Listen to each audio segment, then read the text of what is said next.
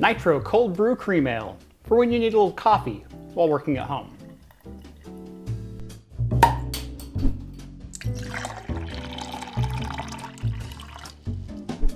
Welcome back to Craft Computing, everyone. As always, I'm Jeff, and today we're taking a first look at the all-new Fractal Design Celsius Plus S24 Prisma.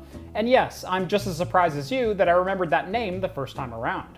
The S24 Prisma is part of a full refresh of the Fractal Design Celsius line of AIO water coolers, this time with the option of adding a healthy dose of RGB to the mix. There are two models available in 3 different sizes, all of which actually include the addressable RGB pump. The only difference between the two models is what's actually included as far as fans inside the box. There's the Celsius Plus S24, S28, or S36 Dynamic, available in, you guessed it, 240mm, 280mm, and 360mm sizes. These coolers include a full set of Fractal Design's Dynamic X2 PWM fans in their traditional black finish. And for those who prefer to look on the brighter side of life, there's the Celsius Plus S24, S28, and S36 Prisma AIOs. These include a full set of Fractal Design's Prisma AL addressable LED fans. One of the things I really appreciated about the previous generation Celsius was the fact that cable management is an absolute breeze, mainly because Fractal Design includes a fan hub built into the radiator, which means you're running all of your fans and pump off of a single header on your motherboard. And one thing I've always hated about RGB lighting inside of a computer is the cable management can be an absolute nightmare. However, Fractal Design has also thought of that, including not only a PWM fan hub, but an addressable RGB hub as well. But what to test this thing on? Well, I actually have the perfect PC, and in fact it's the one that's sitting right below me that I use every single day.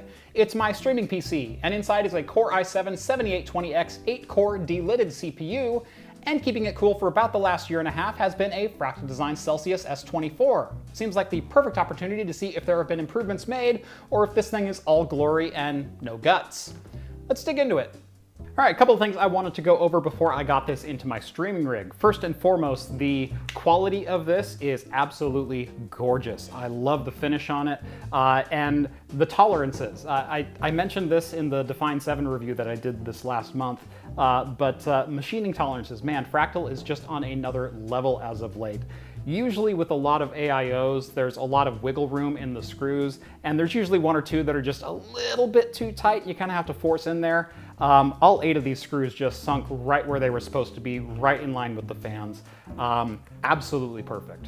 So right up here at the top of the radiator is the combination PWM fan hub and addressable RGB hub. There are 4 fan ports on here, 1 for the pump, 2 for the fans, and that extra third one is in case you need the third fan for the 360mm model.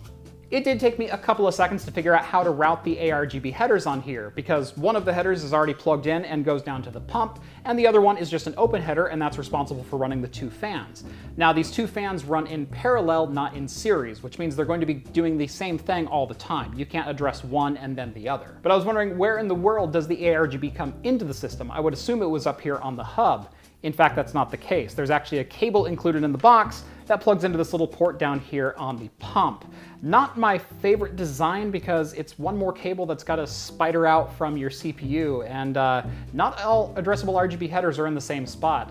My motherboard, I think, has one in the top right corner above the RAM. Most motherboards are actually down near the bottom of the board, and so regardless, you're going to be running a cable in a weird direction and probably a different direction from the PWM header that's already on here. So not the cleanest way to do it, but I guess that's addressable RGB par for the course. And while I'm sure when this is tucked up in my case, it's going to look beautiful and very well cable managed, but you know that Homer Simpson meme where he's looking fit in front of Marge, and then the camera turns around to the other side and he's got like a bunch of alligator clips holding all the fat on his back?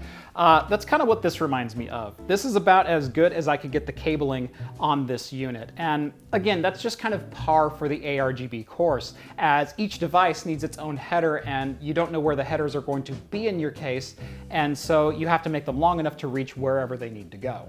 And again, this is not a knock on Fractal. In fact, this is more of a knock on where the technology for addressable RGB is at the moment, because every single component needs its own cable routed back to a source or in series with another device, and those cables have to be compatible with one another.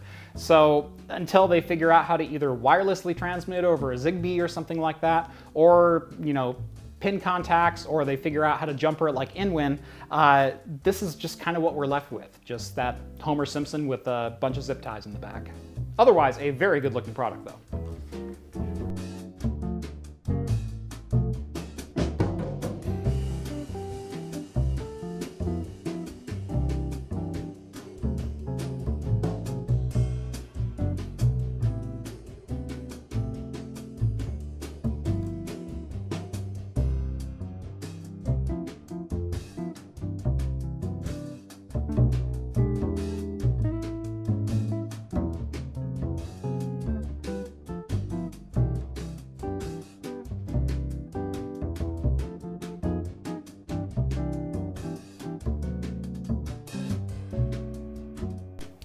By now you should have figured out how this is going to go. We're going to take my previous test results on the Celsius S24 and compare them to the all-new Celsius Plus S24 Prisma.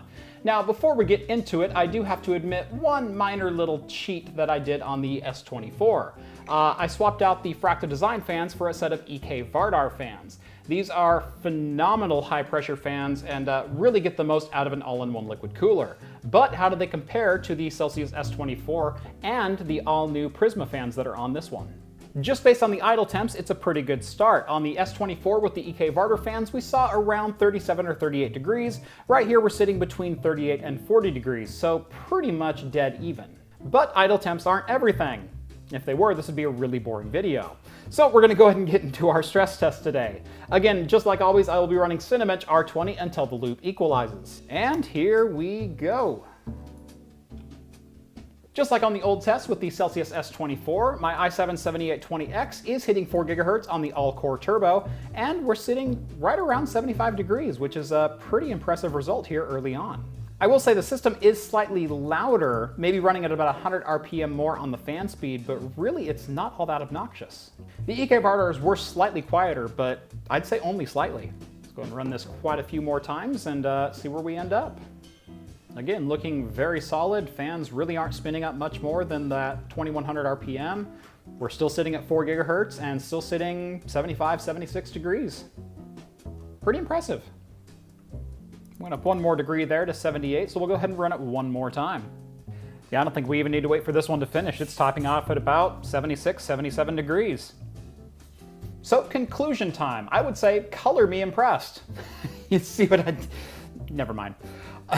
This is Fractal Design Celsius Plus S24 Prisma. I will say, next time around I would prefer a little bit shorter name, but overall I am not disappointed with the product. It is every way as good as the S24 that came before it, and in fact probably just a little bit better, as again I was comparing with a set of EK Vardar fans on the old Celsius. Overall, I think the Celsius Plus S24 Prisma is a fantastic bit of kit. But at $149 USD, it does put it right at the very top of that 240mm AIO market. While I don't think you'd be disappointed buying this, I would look around at the rest of the market because there are a number of good AIOs with RGB included at about the $120 price point from Deepcool, Cooler Master, Enermax, etc. If you are interested in picking up a Fractal Design Celsius Plus S24 Prisma, guys, come up with a better name next time, that's horrible. You can follow the Amazon affiliate links down in the video description below. And on your way down there, make sure to like this video if you liked it and subscribe to Craft Computing if you haven't done so already. As always, thank you guys so much for watching this one, and as always, I will see you in the next video. Cheers, guys.